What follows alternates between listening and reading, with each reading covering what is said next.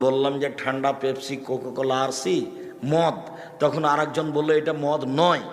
তো আল্লাহর নবী বলছেন আমার উম্মত মদ খাবে, নাম দিবে অন্য। তাই আপনি একটু সেটা বলেন না যে সেটা কোনটা। আরে আব্দুর রাজ্জাক সাহেব তো বলেছেন যে সেটা হলো ঠান্ডা, সেটা হলো পেপসি, সেটা হলো আরসি, সেটা হলো কোকাকোলা। আল্লাহ নবী তো বলেছেন আমার উম্মত মদ খাবে, নাম দিবে অন্য। তো সেটা কোনটা? আব্দুর রাজ্জাক সাহেব বলেছেন সেটা এইটা। আরো তো তুমি একটা বলো না সেটা কোনটা।